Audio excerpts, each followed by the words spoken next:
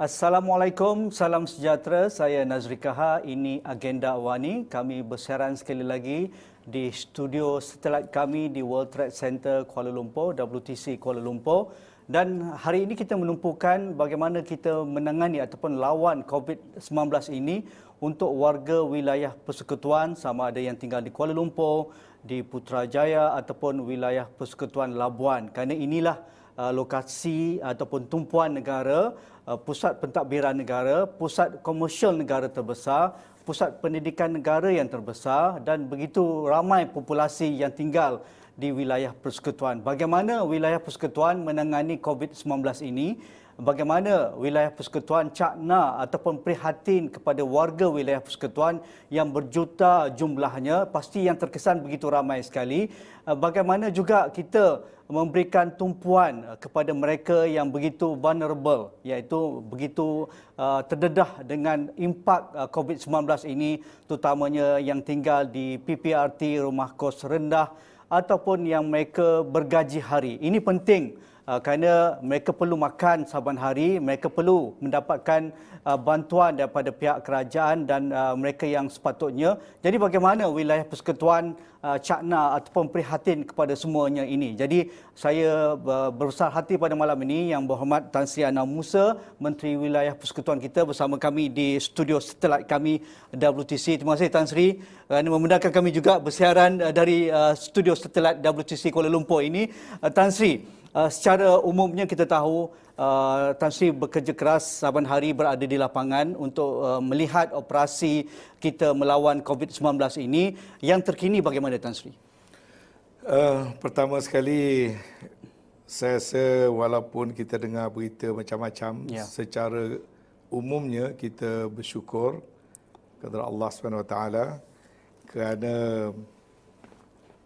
walaupun penyebaran ataupun penularan ini bermula di yang besarnya di Seri Petaling dalam kawasan wilayah Persekutuan, tetapi perkara itu dapat dikawal dengan baik berdasarkan kepada angka-angka yang kita lihat. Malah kita dapati angka negeri Selangor itu lebih tinggi daripada wilayah, dan angka di wilayah itu tinggi itu boleh dikatakan 60-70%-nya adalah apa yang telah berlaku di Masjid Seri Petaling. Itu daripada sudut kalau nak dilihat secara optimistik, ya. Tetapi kita memahami bahawasanya isu mengawal penularan virus ini satu perkara yang kita perlu memberikan perhatian yang cukup serius bagi sebuah kota raya terutamanya seperti Kuala Lumpur, kerana dia terkait dengan penularan melalui konteks. Dan bila kita kata bandar, kawasan kepadatan tinggi, kawasan yang aktiviti hariannya banyak, kawasan yang jumlah penduduknya bergerak dalam pelbagai bentuk, maka menguruskan pengawalan dalam bandaraya dan wilayah Persekutuan menjadi sesuatu yang sangat mencabar. Sebab itu apa yang cuba saya lakukan sekarang ini ialah daripada pemberitaan yang kita dengar di peringkat nasional, peringkat nasional melalui update harian oleh Ketua Pengarah dan Menteri Kesihatan, dan juga melalui pernyataan-pernyataan daripada Menteri Koordinator. Yang pentingnya pelaksanaan on the ground. Yang mana Majlis Keselamatan Negara memantau secara nasional, tetapi majlis-majlis keselamatan di peringkat negeri atau disebut sebagai Jawatan Kuasa Kerja Keselamatan Negeri yang dipengerusikan oleh menteri-menteri besar dan ketua menteri, dan dalam konteks wilayah dipengerusikan oleh saya, dikehendaki memastikan pelaksanaan setiap arahan-arahan dilakukan itu dilakukan secara yang terbaik. Kaitan dengan kawasan tumpuan ataupun titik merah, the red zone ini, kerana berada di kawasan Kuala Lumpur, iaitu di Kepong, di Titiwangsa, termasuk lembah pantai. Kalau Seri Petaling itu ada dikatakan Seputir ataupun lembah pantai. Bagaimana keadaan sekarang? Adakah kita mampu membiarkan perjalanan MCO ataupun Perintah Kawalan Pergerakan ini macam biasa seperti yang dilakukan di peringkat nasional, ataupun kita perlu ada satu langkah, satu tahap ke hadapan seperti mana yang berlaku di Simpang Renggam ataupun yang semalam diumumkan di Sungai Lui, Hulu Langat itu? Adakah Tan Sri beranggapan perlu ada satu pergerakan yang lebih ataupun dihadkan lagi memandangkan kawasan ini sudah pun melebihi 40 kes ke atas? Memang betul, telah ditafsirkan kalau ada 40 kes ke atas saja sudah dikira zon merah. Ya. Jadi kalau berdasarkan pada itu, Seri Petaling yang sudah pun mencecah angka satu peringkat sampai 3,400, kemudian yang terbaru Kepung 70 lebih, dan Titi Wangsa kira 40 lebih cases. Jadi ini sudah pun di-earmark sebagai kawasan-kawasan titik merah ataupun red zone yang memerlukan kita mengambil langkah satu langkah lagi ke hadapan. Kita tidaklah nak guna istilah kadang-kadang yang orang terkejut ataupun menyebabkan mereka panik. Apa yang boleh kita katakan ialah di kawasan red zone perlu pelaksanaan kawalan pergerakan tahap 2. Kalau itu tahap 1 yang kita sedang lakukan sekarang, tapi bagi kawasan red zone kita kena move kepada tahap 2 supaya kita mesti memastikan betul-betul kita lebih mengawal dengan lebih berkesan. Misalnya pergerakan ataupun kaedah keluar masuk ke kawasan itu, ataupun kaedah bagaimana services yang essential di situ diuruskan. Katakanlah contoh, kita masih benarkan orang pergi ke supermarket. Tapi kalau sudah kawasan itu perlu kita laksanakan tahap 2, apa yang perlu dilakukan ialah masih boleh pergi ke supermarket tetapi berjadual. Misal sebagai contoh. Apa tujuan berjadual? Supaya kekerapan orang pergi itu dapat diturunkan lagi, tapi sebab kita tidak boleh nak tutup. Begitu juga misalnya kalau kita tengok daripada beberapa sudut yang lain, misalnya gerakan membersih kawasan, gerakan membersih dalam rumah, ataupun kalau ada pesakit ataupun orang yang disyaki, yang diistilahkan sebagai PUI, patient under investigation, yang menunggu sebelum mendapat result. Tempat biasa kita harap secara voluntary lah, masing-masing kawal diri. Tapi kalau tempat itu dah jadi bahaya, kena pastikan barangkali maklumat kena ada dengan penguat kuasa, dengan polis, dengan rela, bagi memastikan dia tidak melanggari perintah-perintah kuarantin.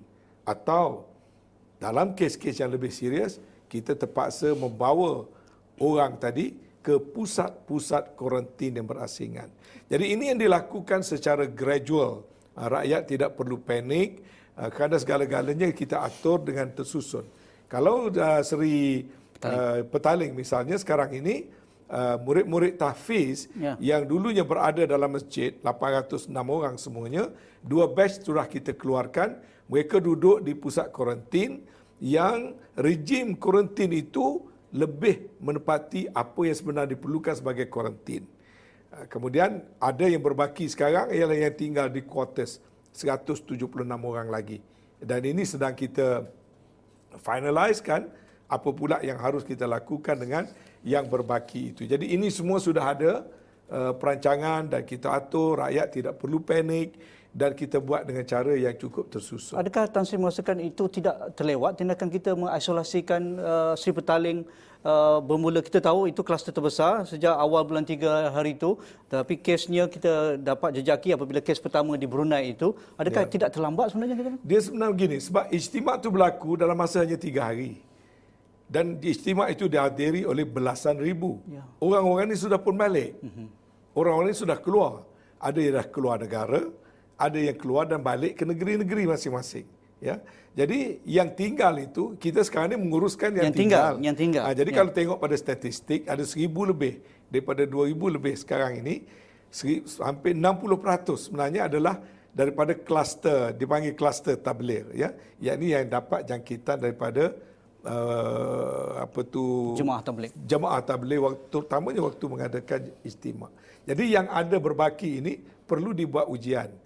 Jadi oleh kerana kaedah nak mengawal penularan ini, kita nak suruh orang jangan bergerak. Duduk diam. Duduk diam. Jadi tak timbul soal terlewat sebab memang mereka dikurung di situ. Mereka dikuarantin lah istilahnya, dikuarantin di situ. Kemudian apabila kita dapati ada berlaku kita dilaporkan oleh KKM berlaku cross transmission di sama-sama mereka itu sendiri, maka kita fikir satu langkah yang elok lebih kita kemas lagi, kita letak di tempat kuarantin yang proper. Sebab di sana walaupun kita kuarantin dalam konteks compound, tetapi individu tidak kuarantin. Dia masih duduk mingling around, masih dia jumpa, ada dia kuliahnya, makan bersama, ada kuliah dan sebagainya. Dan itu tidak menepati. Jadi sekarang, bila kita pindah ke tempat kuarantin, satu bilik seorang atau maksimum 2 orang, dia tidak dibenarkan bergerak ke hulu ke hilir. Kalau boleh hantar makanan pun dihantar. Disiplin betul-betul dalam masa 14 hari. Kalau clear, dan baru boleh disahkan, orang kata clean bill of health, barulah dia boleh keluar. Jadi ini kaedah dilakukan secara berfasa-fasa. Selepas itu, Tan Sri dengan pimpinan Tan Sri sudah mengarahkan local authority termasuk di BKL melakukan proses nyahkuman ataupun pembersihan semua kawasan di wilayah Persekutuan Putrajaya, Kuala Lumpur dan juga di Labuan. Bagaimana proses ini sekarang? Adakah mencukupi peralatannya Tan Sri? Adakah mencukupi kakitangan yang dapat melakukan dengan baik sekali? Kita tahu kawasan Tan Sri ini, kawasan wilayah persekutuan begitu besar, begitu padat, begitu kompleks. Jadi mungkin pendekatan PBT, DBKL dan juga pihak berkuasa Putrajaya berbeza sama sekali Tan Sri? Ya, Alhamdulillah kita mulakan agak awal proses disinfeksi ini. Dan sekarang ini kerajaan buat ketetapan semua kena buat. Penguasa otoriti, penguasa tempatan. Tapi di peringkat kita memang kita buat lebih awal. Tapi waktu itu kita tumpu di kawasan-kawasan ramai, public places. Kita punya gerai-gerai ataupun kita punya pasar-pasar. Tapi bila saya perhatikan, kita nak lakukan preventif sebelum benda itu berlaku. Sebab itu saya mengeluarkan arahan supaya kita mobilisekan segala kelengkapan yang kita ada. Malah baru-baru ini saya pergi untuk tengok demonstration untuk saya membuat evaluasi. Adakah tenaga orang cukup? Adakah equipment cukup? Adakah bahan diinfeksi yang kita gunakan itu betul-betul proven? Nanti semua benda lain yang mati. Tapi virus COVID tidak juga mati. Jadi saya telah gerakkan lebih awal. Jadi sekarang ini bila kita lakukan, jadi kita temui beberapa perkara yang kita perlu atasi segera. Pertama, apabila bangunan bertingkat dalam kota raya, membersihkan kawasan di permukaan atau ground level tidak cukup. Jadi insya-Allah minggu ini kita akan menggunakan beberapa puluh biji drones yang mana dia akan pergi dengan cara lebih cepat.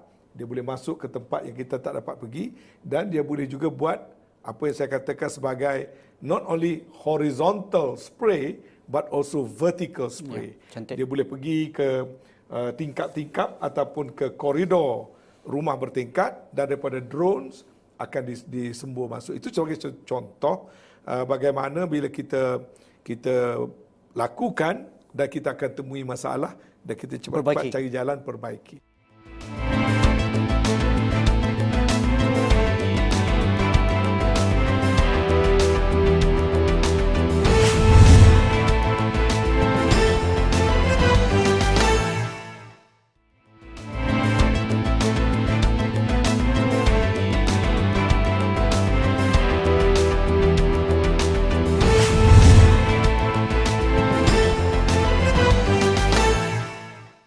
Tan Sri, kita merujuk kepada impak kepada MCO dan juga COVID-19 ini berkaitan dengan day life, rutin hidup seharian masyarakat bandar.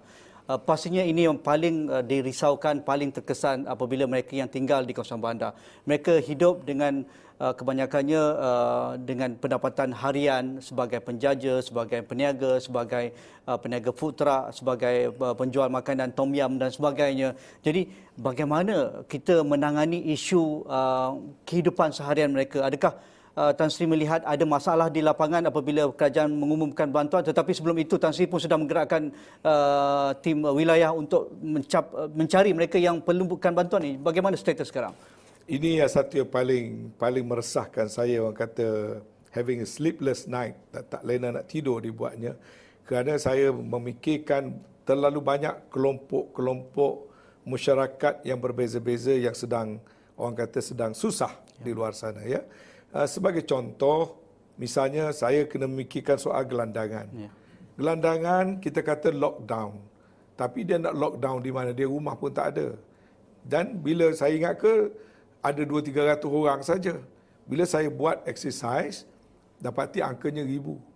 Rupanya jumlah orang gelandangan itu terlalu besar. Rumah tumpangan gelandangan yang kita ada hanya boleh ambil sedalam 200 orang. Jadi saya terpaksa memikirkan cara mana dalam masa yang singkat supaya yang 1,000 orang gelandangan ini dapat diselesaikan. Itu baru satu contoh yang terpaksa mengerah dan memerah pemikiran kita dalam masa yang singkat. Dan masalah berpuluh ribu daripada penduduk Kuala Lumpur ini yang berada di rumah-rumah murah, yang berada di rumah PPR, yang berada di rumah awam dan sebagainya, yang rata-rata kita tahu mereka ini bolehlah kita istilahkan sebagai miskin bandar, ataupun yang tidak berpendapatan tidak tinggi, ataupun kalau dia ada pendapatan, kehidupan merekanya adalah mereka mesti bekerja setiap hari. Tiba-tiba bila ada lockdown, dah tak boleh bekerja. Bila tak boleh bekerja, mereka mungkin tak ada saving yang banyak. Betul. Sedangkan nak kena makan hari-hari. Ada anak, ada isteri, ada keluarga. Jadi kesusahan itu adalah real dan melibatkan puluhan ribu, mungkin ratus ribu keluarga. Itu satu aspek. Semalam saya didatangi pula oleh badan-badan NGO Indonesia yang menyatakan berpuluh ribu keluarga tenaga kerja Indonesia yang tinggal di rumah-rumah kongsi, yang tinggal di merata-rata tempat. Bila kita buat lockdown, mereka juga hilang. Betul lah makan. Betul. Tak kira lah warga negara mana sekalipun terlibat dengan soal makan, soal gaji, soal pendapatan. Dan ini keresahan terbaru saya lah. Saya terpaksa menelpon kawan-kawan pemimpin di Indonesia, berhubung dengan embassy dan duduk hari itu berbincang dengan badan-badan NGO, KNPI, dia panggil Komite Nasional Pemuda Indonesia yang ada di sini, dan sedang pun mencari jalan bagaimana itu dapat dibantu. Ini baru contoh 3 kelompok. Warga miskin, gelandangan lain, warga miskin lain, tenaga kerja asing lain. Ini belum lagi soal penjaja dan penjual yang mencari makan secara harian. Bagaimana pula dengan peniaga-peniaga di shopping kompleks. Jadi masing-masing ada masalah lain-lain. Jadi apa yang kita cuba lakukan sekarang, kita cuba setakat ini alhamdulillah, kerana Ketua Polis Kuala Lumpur, Panglima 12 Brigade, Datuk Bandar dan sebagainya menyediakan tenaga kerja 5,000 orang bekerja round the clock. Dan saya terpaksa buat satu kaedah yang barangkali di negeri lain belum perlu buat begitu. Jadi kita terpaksa set up crisis management center. Yang kedua response team, kita ada quick response team. Jadi multi agency kita himpunkan setempat. Saya menyelaras sendiri setiap hari, dan daripada situ kita dapat tengok apa masalah dan apa penyelesaian on day to day basis round the clock. In fact, saya nak introduce pula sistem pemakluman yang cepat yang saya panggil Pertiwi.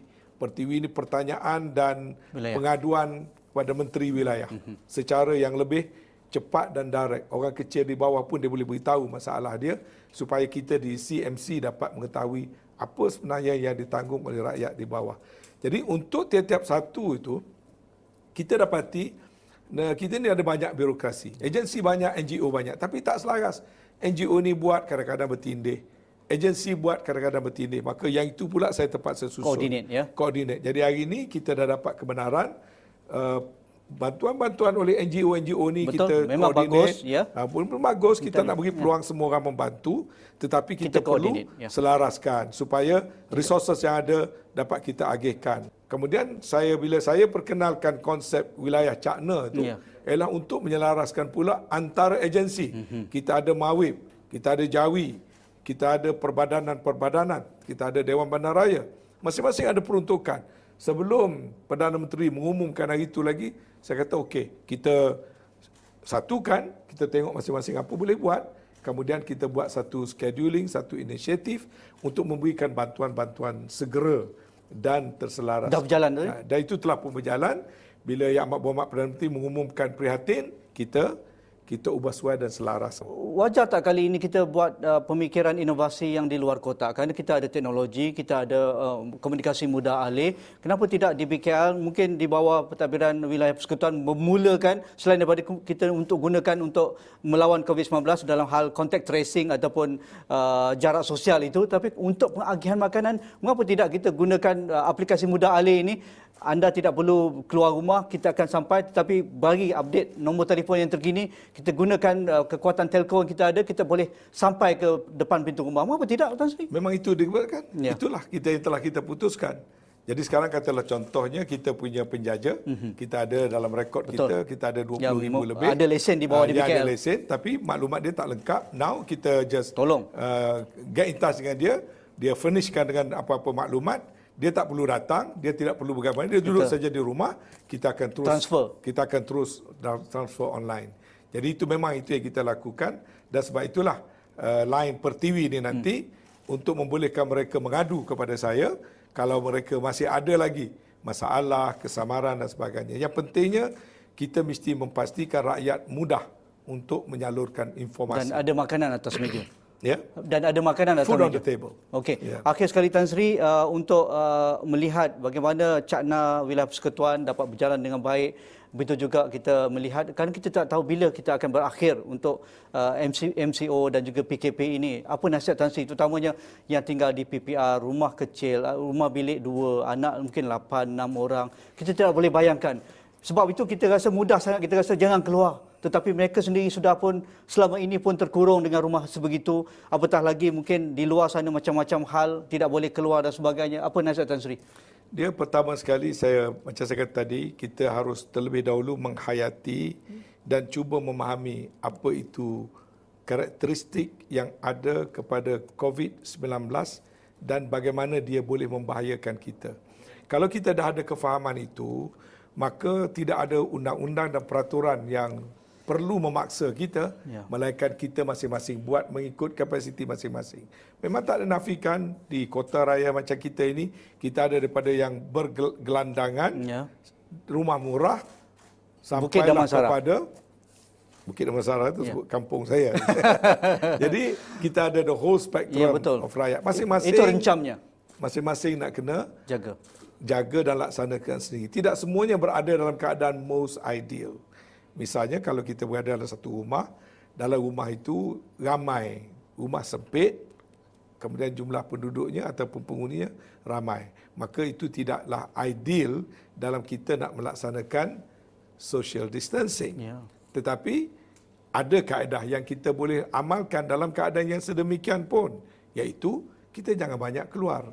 Kalau kita keluar, kita mungkin tersentuh perkara dan terdedah di luar. Jadi kalau hanya kerana dalam rumah kita itu agak sempit sedikit, tapi kalau tak ada selamat kalau kita tak ada contamination. Tapi kalau orang yang ada rumah besar yang boleh exercise distancing, duduk satu bilik satu orang pun, kalau dia tak disiplin, dia akan tetap kena juga. Yang penting kita nak rakyat kita selamat dan kita nak jangan kita terdedah kepada jangkitan. Itu yang paling penting sekali. Okey, terima kasih. Jadi kalau tanya nasihat saya, disiplinkan diri sendiri, ikut arahan dan panduan yang diberikan oleh Kementerian Kesihatan Malaysia, dan cara yang paling baik ialah untuk berada di rumah dalam tempoh ini. Sabarlah sekejap, 2 minggu, 4 minggu atau apa juga tempoh, kerana terbukti itu saja jalannya untuk kita nak memintas atau memotong rantaian jangkitan virus ini. Tak ada cara lain.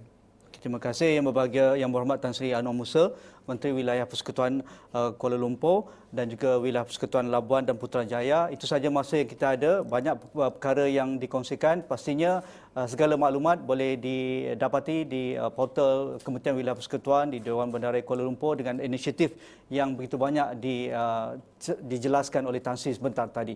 Itu saja perbincangan kami, dan terus duduk di rumah, stay at home, jaga diri kita, jaga keluarga dan jaga komuniti kita. Kita doakan Malaysia terus cepat sembuh daripada COVID-19 ini. Sekian, Assalamualaikum, insya-Allah kita jumpa lagi.